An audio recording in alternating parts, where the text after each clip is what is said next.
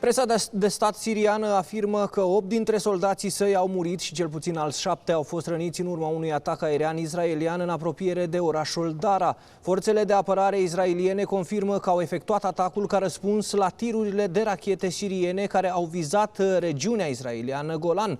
Tensiunile de la granița siriano-israeliană se intensifică chiar și în timp ce Israelul își consolidează prezența militară în apropierea graniței cu Libanul. Corespondentul CNN, Jomana Karadesh, vine cu mai multe detalii din sudul Libanului. In these tranquil lands not far from Lebanon's volatile border with Israel, it feels like war is creeping closer by the day. Many have abandoned the olive harvest they wait for every year. There are those who remain out picking the olives for a few dollars a day to feed their families. Across the southern frontier with Israel, more and more villages appear deserted. In the town of Merjayun, a few miles from the border, the streets are quiet, many shops now shuttered. About half of its residents have packed up and left.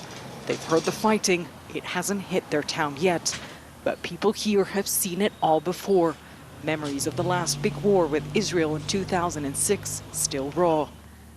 Nazira lived through that, Lebanon's civil war, Israel's decades-long occupation of southern Lebanon, and the country's economic collapse.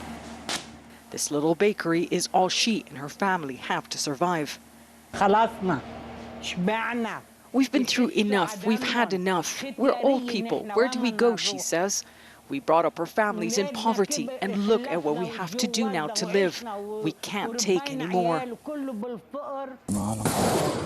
For the past 2 weeks, it's been a daily exchange of deadly fire between the Iranian-backed Lebanese paramilitary group Hezbollah and Israel. Attack and counterattack, mostly contained to a 3-mile area on both sides of the border. But the threat of an all-out war, calculated or inadvertent, is real. So real, it's already driven nearly 20,000 people out of their homes, according to the UN. In the southern city of Tyre, the disaster center is back up and running. They've had to deal with more than 6,000 who fled here. Local officials say as the fighting spills out of the red zone, all these now mostly emptied villages along the border, more and more are fleeing.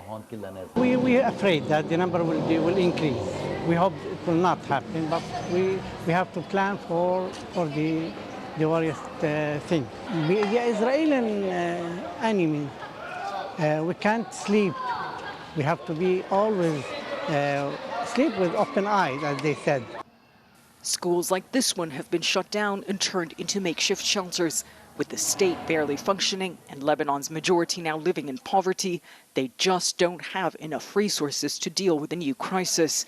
Many here don't want to speak to us on camera. It's the indignity brought by displacement. Amal barely made it out with only the clothes on her back when a neighbor sent her a photo of the damage her house sustained. We've endured the economic situation, stayed in our homes, she says, in the land of our parents and grandparents, all that we've worked for. I just hope it calms down and we can go back to our homes. We cannot take any more. Israel and Lebanon say they don't want another war. But with tensions this high and the two enemies so close, everyone is preparing for the worst. Jomana Karadesh, CNN, Southern Lebanon.